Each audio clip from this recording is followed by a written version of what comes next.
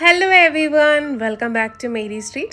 അപ്പോൾ ഇന്ന് നമ്മൾ നല്ല ഹെൽത്തി ആയിട്ടുള്ള ഒരു 4 മണി പലഹാരമാണ് ചെയ്യുന്നത്. പെട്ടെന്ന് ഉണ്ടാക്കി എടുക്കാൻ പറ്റിയ ഒരു അവലുണ്ടയാണ്. നമ്മുടെ അരി ഉണ്ടയുടെയും അവലോസ് ഉണ്ടയുടെയും ഒക്കെ ഒരു അടുത്ത പരിചയക്കാരനായിട്ട് വരും കേട്ടോ ഇത്. എളുപ്പത്തിൽ ഉണ്ടാക്കി എടുക്കാം. ഒരു 1.5 ആഴ്ച നമുക്ക് സൂക്ഷിച്ചും വെക്കാം. അപ്പോൾ എങ്ങനെയാണ് ചെയ്യുന്നതെന്ന് നോക്കാം. ഞാനൊരു ഉണ്ട ശർക്കര എടുത്തിട്ടുണ്ട്. ഇത് മറയൂർ ശർക്കരയാണ് കേട്ടോ. അപ്പോൾ കല്ലൊന്നുമില്ല, നല്ല ടേസ്റ്റുള്ള ശർക്കരയും കൂടെയാണ്. അപ്പോൾ അത് ഒന്ന് ചെറുതായി പൊടിച്ചതിന് ശേഷം ഒന്ന് ഉരുക്കാൻ വെച്ചിട്ടുണ്ട്.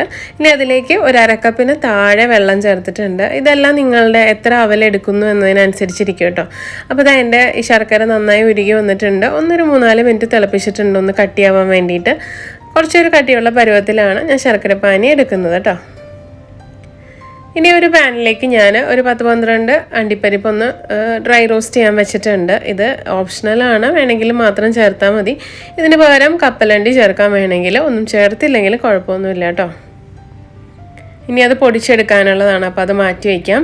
ഇനി ആ പാനിലേക്ക് തന്നെ ഒരു 4 കപ്പ് അവൽ, ഞാനിവിടെ മട്ട അരിയുടെ അവലാണ് എടുത്തിരിക്കുന്നത്, അതായത് ചുവന്ന കളറിലുള്ള അവൽ കേട്ടോ. അത് നന്നായിട്ടൊന്ന് മീഡിയം ഫ്ലെയിമിൽ ഇട്ടതിന് ശേഷം 3-4 മിനിറ്റ് ഒന്ന് നന്നായിട്ട് ഡ്രൈ റോസ്റ്റ് ചെയ്തെടുക്കാം. 4 കപ്പ് അവൽ.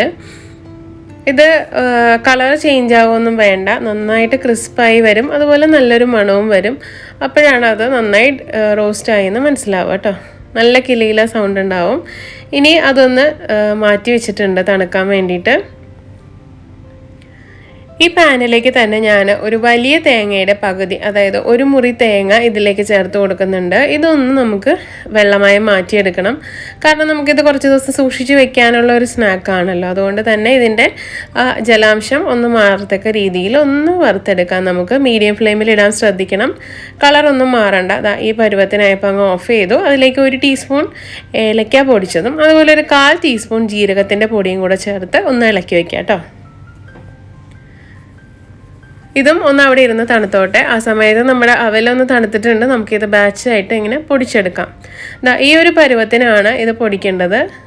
കുറച്ചൊരു തരിതരിപ്പ് ഉണ്ടാവും. നമ്മൾ അരി വറുത്ത് പൊടിച്ചിട്ട് ഇതുപോലെ ചെയ്യലുണ്ട്, അതുപോലെ തന്നെ അരി ഉണ്ടയ്ക്ക് വേണ്ടിയിട്ട് അതുപോലെ ചെറിയൊരു തരിതരിപ്പായിട്ട് പൊടിച്ച് കിട്ടും.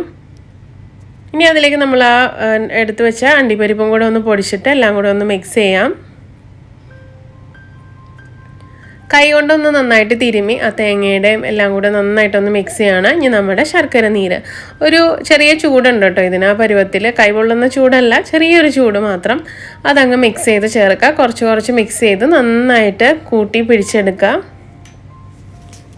ഇതാ കണ്ടില്ലേ, ഈ ഒരു പരുവത്തിനാവുമ്പോൾ അത് റെഡി ആയിട്ടുണ്ടാവും. നമ്മൾ തൊട്ട് നോക്കിയാൽ ഈ ബ്രൗൺ ഷുഗറിൻ്റെയൊക്കെ ഒരു ടെക്സ്ചറാണ് കേട്ടോ ഇതിന്. അപ്പോൾ ഇതെങ്ങനെ പിടിച്ചു കഴിഞ്ഞാൽ ഉണ്ട പിടിക്കാൻ പറ്റണം. ആ ഒരു പരുവത്തിനാണ് എടുക്കേണ്ടത്.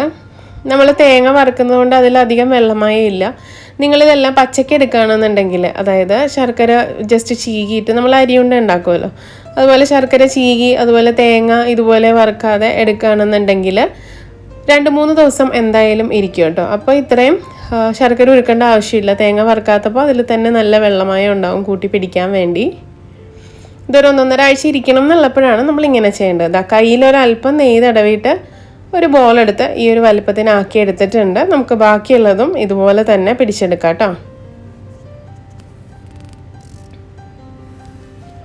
ഇപ്പം എല്ലാം നമ്മൾ ഉരുട്ടിയെടുത്തിട്ടുണ്ട്. അപ്പോൾ നമ്മുടെ ബോൾസ് അങ്ങനെ റെഡിയായി. അവലുണ്ട റെഡി ആയിട്ടുണ്ട്. നല്ല ഹെൽത്തി ആയിട്ടുള്ള, ഇടയ്ക്ക് നമുക്ക് എടുത്ത് കഴിക്കാം.